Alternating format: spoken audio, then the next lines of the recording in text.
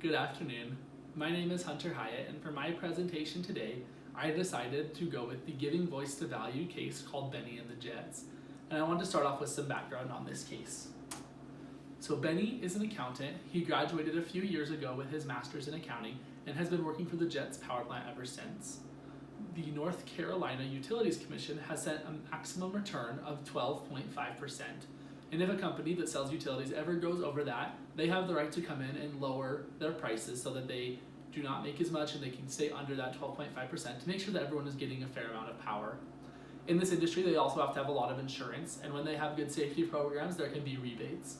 Bennie has noticed that some of these rebates have been categorized incorrectly to make sure that the company stays under this 12.5% mark so that they can keep their prices how they have them. He now wants to come forward with it and has came to us, his friend, for his advice on what he should do. So for this case, we're going to take the place of a friend that he would come to and confide to say what we would do and how we could help him. The first question is, what process should he take? So to start, Bennie should report this to his immediate supervisor and try to get it fixed. If they don't do it or shut him down, he should go above them and go to their supervisor or potentially the board of directors, CEO or CFO, someone in the higher up. If they still won't do anything, then he should go to the North Carolina Utilities Commission to make sure that this is being treated correctly, as it is not honest and is causing people to be overcharged for their power. The next question is, what value should we consider? The three that I chose were honesty, integrity, and trust. These are three very important values for all accountants because we are put in a position where the public trusts us to make sure everything is right so that companies cannot lie to us and can't overcharge us and can't take advantage of us. So we need to consider these values and help Bennie to see why it is important to use these values when analyzing this. The next question goes into some of the rationalizations the stakeholders will give to you. I found this funny little comic on rationalizations to go along with it, but the main rationalization that they'll probably bring forward is that they'll lose money.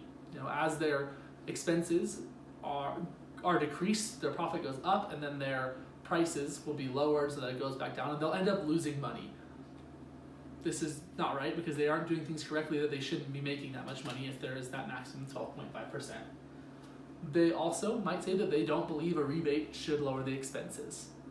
That's not correct according to the accounting principles. If an expense is rebated back, then you should lower the expense and it would cause the income to go up therefore. Next is, what levers can we use? The first is to show them that this is dishonest. It's not correct accounting, it's not right, and we're lying to the sales commission and in turn charging customers too high of prices. Also, we should just threaten to go to the commission. If they do not want to correct this themselves, it will be corrected anyways. They will go to the correct and proper place to make sure this gets taken care of. Also, with the long-term viability of the company, whenever this does eventually come out, because all frauds do come out, they will be caught and punished, and it'll look a lot better if they can get ahead of it themselves.